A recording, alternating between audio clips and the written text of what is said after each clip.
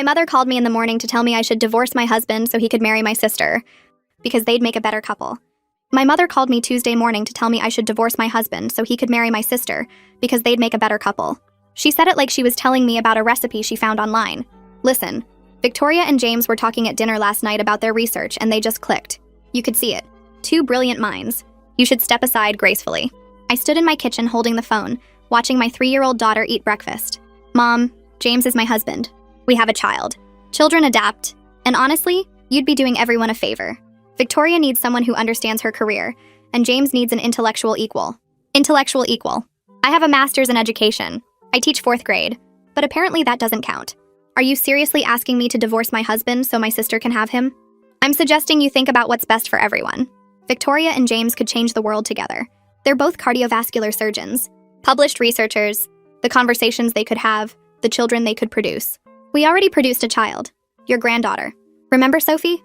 Of course I remember Sophie. Don't be snippy. But imagine the genetic potential if Victoria and James had children. 2 surgeons, that intelligence, that drive. I can't believe you're saying this. Someone has to. You've been holding James back for 5 years. He could have been chief of surgery by now if he didn't have to rush home for your little teacher conferences and school plays. Those are his daughter's school plays. You know what I mean. He's limited by domestic obligations. Victoria wouldn't limit him. She understands the demands of medicine. Because she has no life outside the hospital. She has a very full life. She saves lives every day. What do? Teach kids to color inside the lines? That's when I hung up. She called back immediately. I didn't answer. Then Victoria called.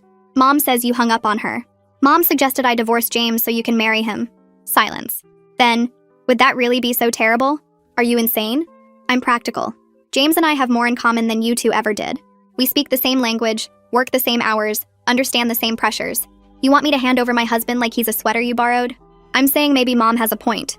You married him when he was a resident. You didn't know he'd become this brilliant surgeon. You thought you were getting someone who'd have normal hours, be home for dinner.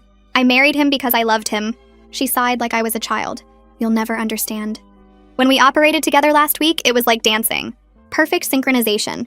He said he'd never worked with someone so talented. You operated on a patient together. You didn't discover true love. Mom's already talked to her lawyer friend about divorce proceedings. She says if you file first, you can get better terms.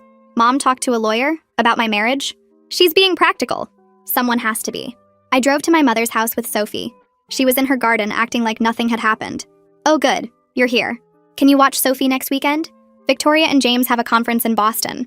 They're going to a conference together? It's a cardiac surgery symposium. They're both presenting. Separate papers, but still. The networking opportunities alone. Mom,